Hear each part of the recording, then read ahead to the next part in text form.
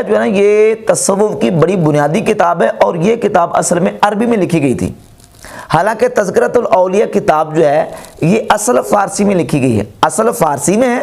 اور بعد میں اس کا اردو میں ترجمہ کیا گیا، اور جو اردو ترجمہ شبیر برادر سے چھپا ہے وہ کسی مجہول شخص کا ہے، بغیر نام کے وہ ترجمہ چھپا ہے،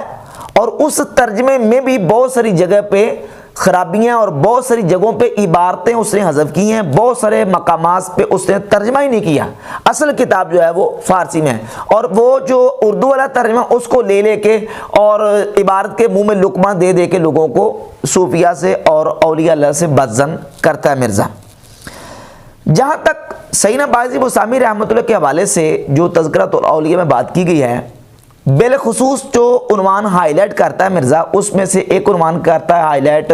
جی باعث بسطامی کی معراج۔ اے لو جی دیکھو جی باعث بسطامی کی معراج،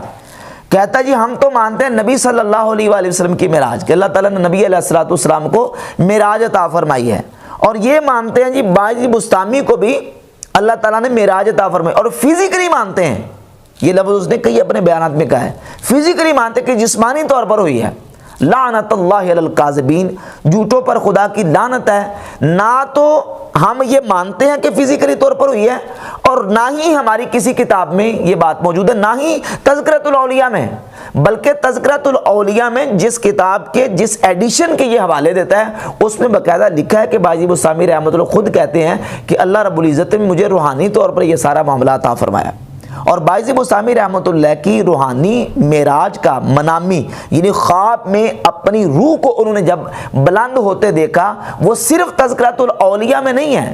بلکہ محدثین کی کتابوں میں ہے۔ مثلا یہ کتاب ہے امام ابن الجوزی کی صفت الصفوہ۔ امام ابن الجوزی نے اپنی کتاب صفت الصفوہ میں جہاں باعث بسطامی رحمۃ اللہ کا تذکرہ کیا تو صفحہ نمبر 756 پہ لکھتے ہیں کہ باعث بسطامی فرماتے ہیں رأیت رب العزت تبارک و تعالی فی المنام، میں نے اپنے رب عز و جل کو خواب میں دیکھا، اور اگلی جگہ پہ لکھتے ہیں اورج قلبی الی السماء، میرے دل کو آسمانوں کی طرف بلند کیا گیا، اور متعدد یہ چیزیں انہوں نے نقل کی ہیں کہ باعث بسطامی رحمۃ اللہ کا یہ جو معاملہ تھا معراج کا وہ روحانی طور پر اور سوئے ہوئے حالت میں تھا، جاگتے ہوئے اور فزیکل طور پر نہیں تھا۔ اور اس کے علاوہ امام شاطبی نے اپنی کتاب الاعتصام میں بھی اس کو ذکر کیا، جو باعث بسطامی رحمۃ اللہ فرماتے ہیں کہ میں نے خواب میں اللہ رب العزت کا دیدار کیا، اور امام ابو طالب مکی رحمۃ اللہ علیہ نے اپنی کتاب قوت القلوب میں،